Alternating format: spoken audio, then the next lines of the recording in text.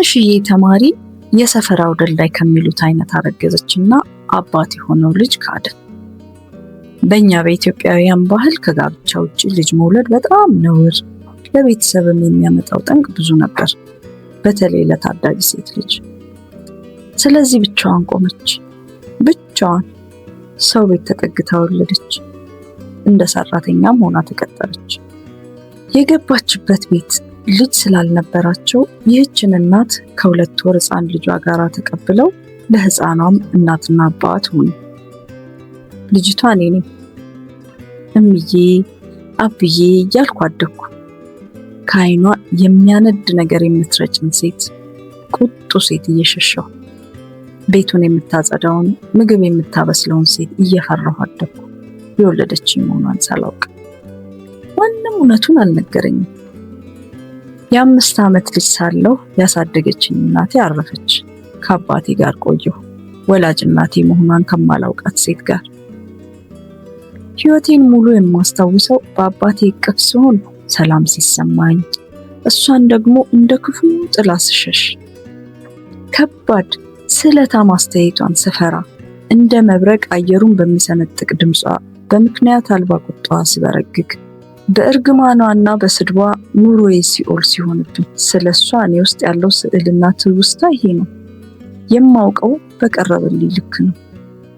ወይ ጉድ! በሷ ዙሪያ መኖር ስጋት ነበር። ምን ስህተት ሆኖ ምን ወደ ምን እንደሚለወጥ አይታወቅም። የስሜት አውሎ ንፋሴ ነበረች፣ የምታላትመኝ፣ ስትፈልግ ጉልበቷን የምታሳይብኝ፣ እልኋን የምትወጣብኝ፣ ካሰበችበት የመቅረቷን ነገር የምታውቅብኝ ቋሚ ማስታወሻዋ ነው። ለማስረዳት መሞከር አንቺ ባለጌ ምን ታረጊ፣ መጫወት፣ መሳልቅ፣ ግልፍጥ፣ ነገ አንቺ እንዲቃላማን ይሸከማል፣ አርፈሽ ቁጭ በይ። ሕይወቴ እያንዳንዱ ቀን በተሰበረ ብርጭቆ ላይ በባዶ እግር መሄድ ያህል ነበረ። አባቴ በተቃራኒው ማቀፍ ይችላል። ዝም ብሎ ምቾት መሆን ይችላል። ፈጽሞ ሲቆጣ አላቀውም። በትንሽ በትልቁ ይመርቃል። ፍቅሩ የተረጋጋ የሚያጽናና ለሕይወት የሚመራ አይነት ፍቅር፣ ለዘላለም እሸከሙ የማያስፈራ፣ ለምን እንዴት የማያስደነግጡት፣ የልጅነትን የወጣትነትን ጓዝ የተረዳ፣ በምንም የማይናደድ፣ ሰው የሚወድ አርአያ መሆን የሚችል ሰው፣ በሁሉ የተወደደ ሰው። እወቁ፣ እኔ በሕይወቴ ጥሩ ሰው ሆኜ ከተገኘው በሱ ካገኘሁት ገርነት ነው። የሱ ፍቅር ነው ለልጆቼ፣ ለባለቤቴ፣ ለጓደኞቼ፣ ለጎረቤቶቼ የተረፈው። ሁሌ በኑሮዬ አባቴንና እሷን አወዳድራለሁ። የአባቴ ቅፍ ደህንነቴ፣ እሷ ደግሞ የነፍሴ ድንጋጤ ምንጭ። የ18 ዓመት ልጅ ሆኜ ለብሔራዊ ፈተና በመዘጋጀት ላይ ሳለሁ ተወዳጁ አባቴ ሞተ። የሚያጠነክረኝ፣ የሚመራኝ፣ የምወደው፣ የምሳሳለት የሕይወቴ መልህቅ፣ የምኖርበትን ስንቅ የሰጠኝ ሰው አለፈ።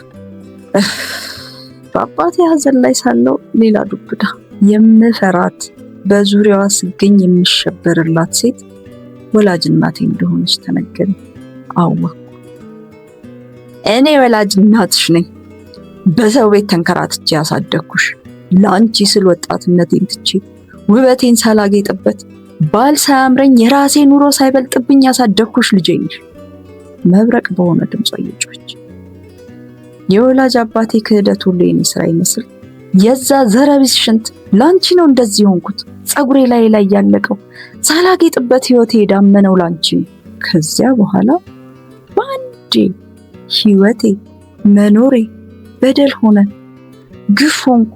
የሌላ ሰው ሕይወት የመጨለሙ ምክንያት ሆኜ የተገኘው ድንገት ዕዳ ሆንኩ። በዚህ መልኩ እናትና ልጅ ሆነ።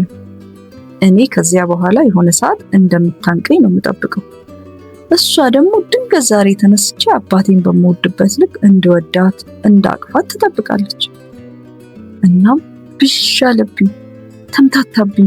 ልጅነቴን እስር ቤት ያደረገችብኝን ሰው እንዴት ባንዴ በድንገት ልውደዳት? በሕይወቴ በሰላም አቅፋኝ የማታውቅን ሴት ዛሬ እንዴት ልቀፋት? ጥሩ ነገር ካፏ ሲወጣ ሰምቼ የማላውቃትን ሴት የዛሬ ውሎ ይሄ ነበር ልበላት እንዴት? ያንን ጊዜ እንዴት እና በምን አቅም እንዳለፍኩት አላውቅም። እስከ ዛሬም አላውቅም።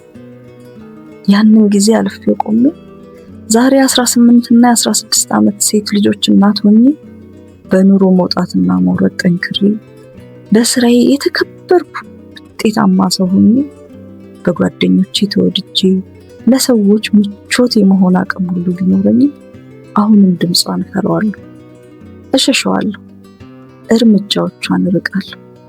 በዙሪያዬ መገኘቷን አሁንም አልወደውም።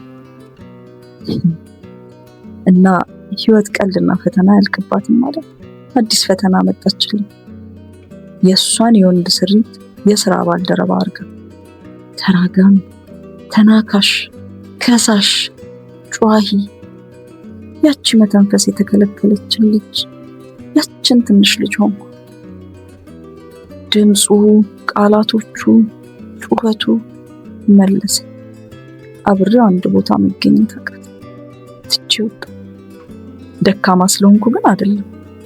አንድ ጊዜ ስለተቋቋምኩት፣ አንድ ጊዜ ስለተረፍኩ አለፍኩት ካልኩት ጋር እንደገና መቆየት አልፈለኩም። ትላንቴን መድገም አልፈለኩም። ለዓመታት በጸጥታ ያዝኩትን ምን እንዳስፈራኝ ምን እንዳስጨነቀኝ ሳላውቅ ብቻዬን የፈራሁበትን ህይወት አሁን መድገም አልፈልግም። ስለዚህ ሄድኩ። የዛሬው ታሪካችን እንደተከታተላችሁት ነበር። አንድ ጥያቄ አለኝ። ፍቅር በደም ይመዘናል ወይስ በተግባር? ከሚጎዳ አካባቢ መራቅ ጀግንነት መሆኑን ትስማማላችሁ? መፍወስ ማለትስ ምን ማለት ነው?